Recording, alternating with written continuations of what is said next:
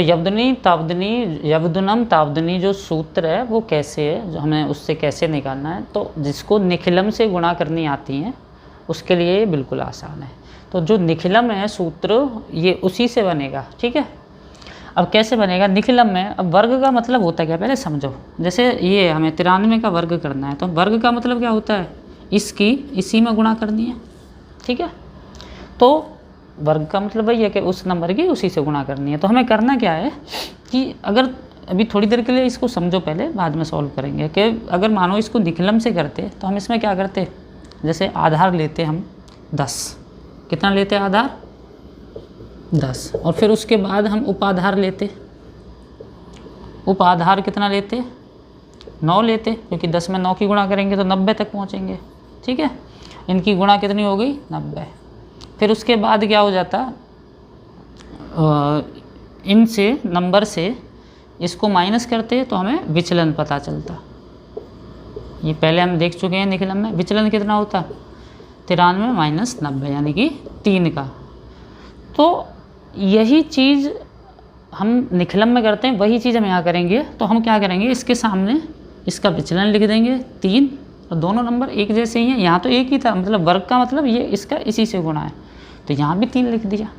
तो अब होगा क्या कि अब इनकी गुणा कैसे करते हैं हम, कि यहाँ पे निखिलम से, अभी मैं बार बार क्या बोल रहा हूँ निखिलम से, मैं सूत्र सिखा रहा हूँ, फिर उसके बाद सीधा करेंगे 3 गुणा 3। और यहाँ क्या करते थे, इनको ऐसे जोड़ दिया 93 और 3, और यहाँ पे हमने उपाधार लिख देते हैं, ठीक है।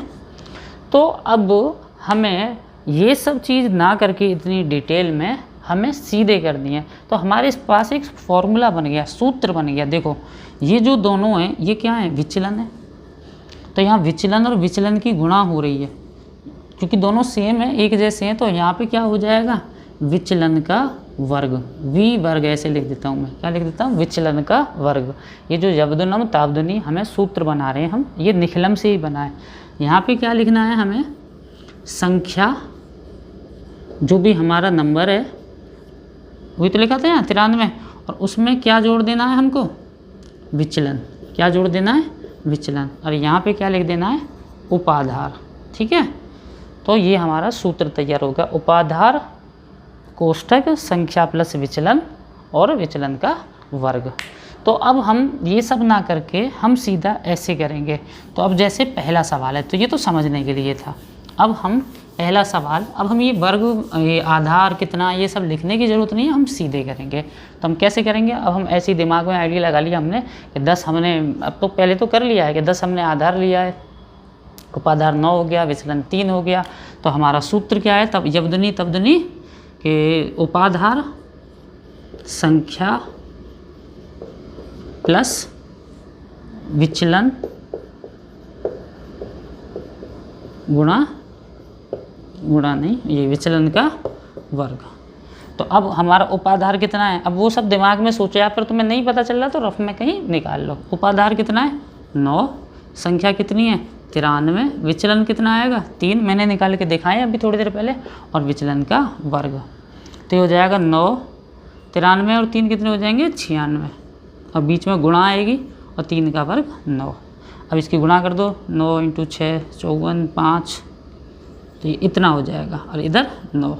अब हमने आधार जो लिया है वो कितना है, उसमें 10, मतलब 10 है आधार, तो उसमें 1 0, तो एक ही संख्या इधर रखेंगे हम।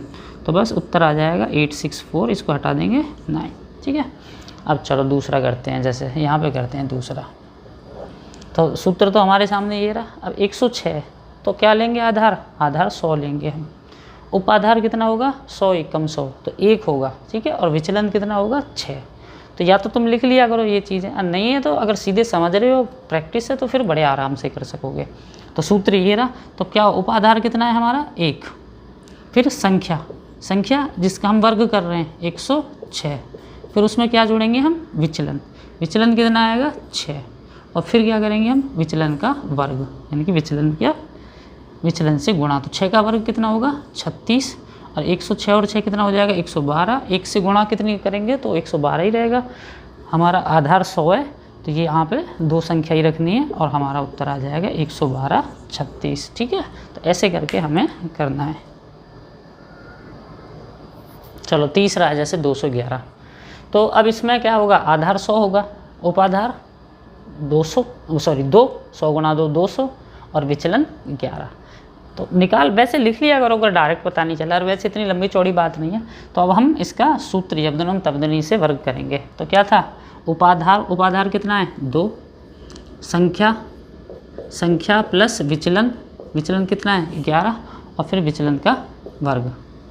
ठीक है, तो कितना हो जाएगा 211 और 11 222, 11 का स्क्वायर होता है 121। ठीक है, अब इनकी गुणा करेंगे तो ये हो जाएगा 4 4 4 121। तो 100 आधार है, तो कितना होगा, यहाँ पे 2 संख्या रखनी है, एक इधर ला के प्लस कर देंगे, जोड़ देंगे, तो 444 प्लस 1 और वहाँ बचेगा 21। तो ये हो जाएगा 4 4 5 2 1। तो अब बस यही उत्तर हो जाएगा 4 4 5 2 1। ठीक है, जिसको पता नहीं चल रहा आधार क्या है वो पहले लिख लें साइड में, कोई ऐसा कोई प्रॉब्लम नहीं है कि नहीं लिख सकते। चलो अब चौथा करते हैं, ये तो तीसरा था। 405, आधार 100, उपाधार 4, 100 में 4 की गुणा करेंगे तभी तो 400 तक पहुँचेंगे, और विचलन 5। तो क्या लिखेंगे पहले, उपाधार कितना है 4, संख्या है 405, संख्या में विचलन को जोड़ेंगे, विचलन है 5, फिर विचलन का वर्ग करेंगे, 5 का वर्ग। ठीक है, तो ये हो जाएगा 4 कोष्टक में 410 और 5 का वर्ग 25 होता है। 410 में 4 की गुणा करेंगे 1640 और यहाँ 25। अब दोनों को सीधा, क्योंकि 100 आधार, यहाँ 2 संख्या है, सही है अपना, हो गया। तो 164025 ये हो गया हमारा उत्तर। अच्छा, 5वां सवाल, 5वां 6वां 7वां और 8वां करना है हमें उपसूत्र अनुरूपेण द्वारा वर्ग। तो वर्ग ही करना है, लेकिन अब के अलग फॉर्मूले से, अलग सूत्र से, अनुरूपेण से।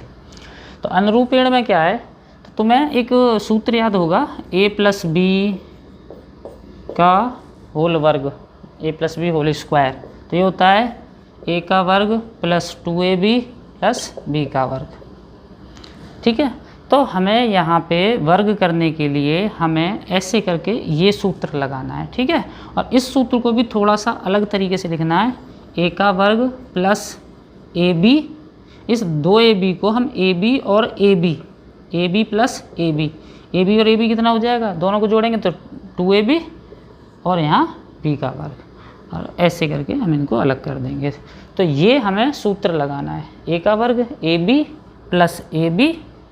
प्लस b का वर्ग, प्लस नहीं, ये लाइन है हमारी अलग जो कर रही है, इनको सेपरेट। तो हमारा यही अनुरूपेण है। अब चलो पहले मैं मिटाता नहीं हूँ, इसको लिखे रहने देता हूँ, फिर करके दिखाता हूँ।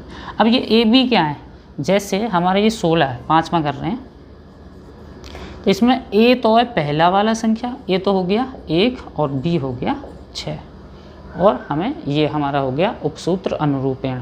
तो कैसे करेंगे, ए का वर्ग यानी कि 1 का वर्ग, फिर ए बी यानी कि इनकी गुणा, ए की और बी की 1 गुणा 6, और इनकी जो गुणा आएगी वही नीचे लिखनी है हमें, 1 गुणा 6 कितनी होगी, 6 ही होगी इधर, और यहाँ b का वर्ग यानी कि 6 का वर्ग।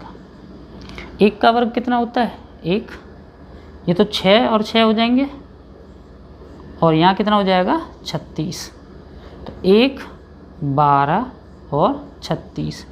अब आती है बात कि हमें यहाँ 2 संख्या रखनी है या 1 ही रखनी है। तो देखो निखिलम में तो होता है कि हमें उसके हिसाब से रखनी है कि जितना आधार है, बाकी सब में हमें 1 ही संख्या रखनी होती है। जैसे यहाँ 1 रखनी है, यहाँ 1 रखनी है, और आखिरी वाले कॉलम में इधर तो हम कितनी भी आ सकती हैं 1 2 3, लेकिन बाकी जो इधर से ये इधर 1 ही रखनी है हमें इसमें। तो हम क्या करेंगे, ये जो 3 है इधर ला के जोड़ देंगे, तो वहाँ क्या बचेगा, यहाँ करते हैं आगे, देखो ये था ना, मैं वापस लिख देता हूँ, 1 12 और 36। तो क्या होगा, ये 3 इधर ला के जोड़ देंगे तो बचेगा 1 15 वहाँ 6, और अब इसका यहाँ 1 जोड़ देंगे।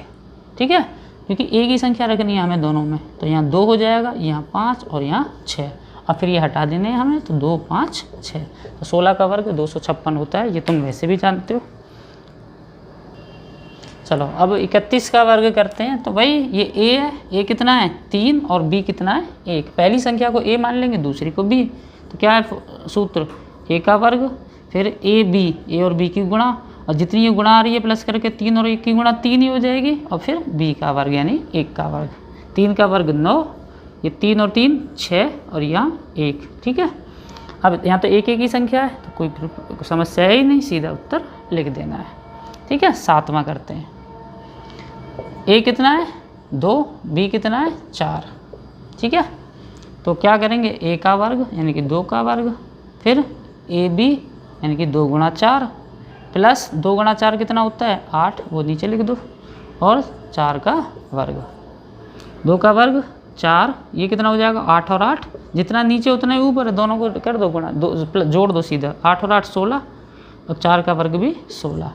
एक संख्या रखनी है तो ये तो 1 यहाँ आ जाएगा, तो यहाँ तो बचेगा 6, यहाँ बन जाएगा 17, और यहाँ बन जाएगा, यहाँ तो 4 ही है। अब फिर इस 17 का भी 1 इधर ले आएंगे, तो 4 + 1 हो जाएगा, यहाँ 7 बचेगा और वहाँ 6, तो ये 5, ये 7 और ये 6, 5 7 6, उत्तर हो जाएगा 576। ठीक है, और आखिरी करते हैं फिर 8वां। वही a 5 है तो 5 का वर्ग, फिर a गुणा b 5 गुणा 6, और फिर 6 का वर्ग, और 5 गुणा 6 कितना हो जाएगा 30, नीचे 30 लिख दो, तो यहाँ 25, ये 30 और 30 60, और 6 का वर्ग 36।